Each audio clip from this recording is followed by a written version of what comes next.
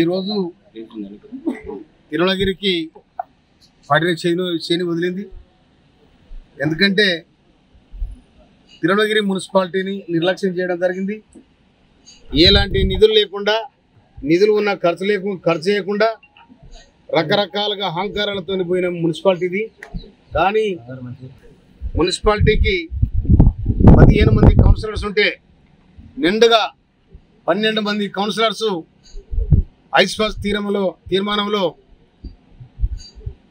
Chairman మీద, vice chairman మీద వాళ్ళ ఐస్పాస్ తీర్మానానికి మద్దతు చేయడం జరిగింది, సంతకాలు చేయడం జరిగింది. నేను ఎమ్మెల్యేగా వాళ్ళని బలవంతం చేసింది లేదు, ప్రలోభ పెట్టింది లేదు, ఇంకా ఏమీ వాళ్ళను దౌర్జన్యం చేసేది లేదు.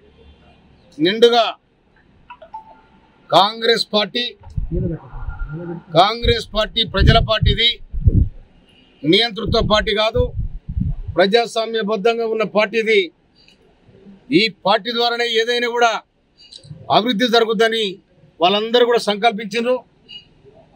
కనుక ఆ సంకల్పం ప్రకారం గత నెలలో కలెక్టర్ గారికి ఐస్పాస్ తీర్మానం మీద వీళ్ళు అప్లికేషన్ ఇవ్వడం జరిగింది. కలెక్టర్ గారు కూడా ఈరోజు 20 తారీఖు 3వ నెల 2024 ఈరోజు కౌన్సిల్ సమావేశం, అత్యవసర సమావేశం రిటర్నింగ్ అధికారి నిర్వహించడం జరిగింది. దాంట్లో వీళ్ళు కూడా 15 మందికి 13 మంది 12 మంది కౌన్సిలర్స్, నేను కూడా ఇక్కడ ఓటర్నే. కనుక బ్రహ్మాండమైన మెజార్టీతోని ఐస్పాస్ తీర్మానం నెగ్గింది. ఇది తుంగతుర్తి తిరుమలగిరి ప్రజల విజయం. కనుక ఈ తిరుమలగిరిని ఎన్నో విధాలుగా ముందు తీసుకుపోవడానికి నా ప్రయత్నం చేసిన కూడా మనం చేస్తున్నాను.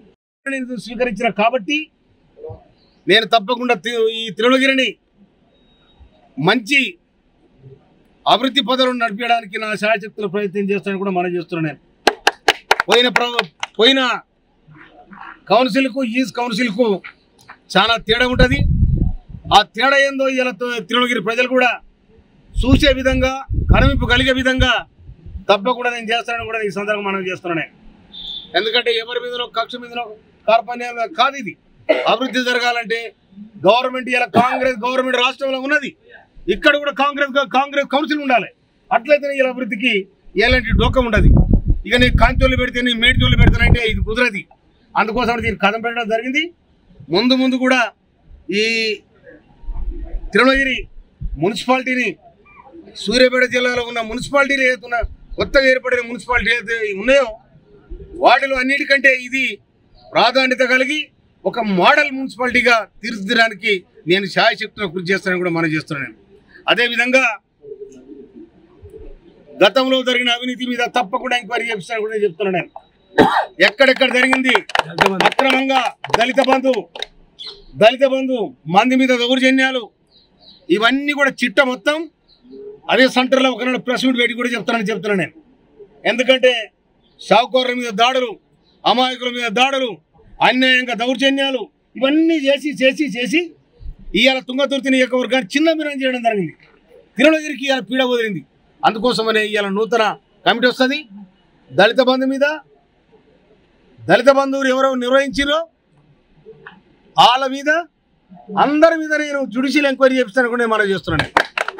ఎందుకంటే ఉంది కాబట్టి దళిత బంధు వచ్చింది. ఆ దళిత బంధులో మొత్తం నాగిరు ఎక్కడెక్కడ, అది నేను గౌరవ ముఖ్యమంత్రి గారి దృష్టి తీసుకుపోయి దీన్ని ఆల్రెడీ ఇంతకుముందు అసెంబ్లీలో ప్రస్తావించడం జరిగింది.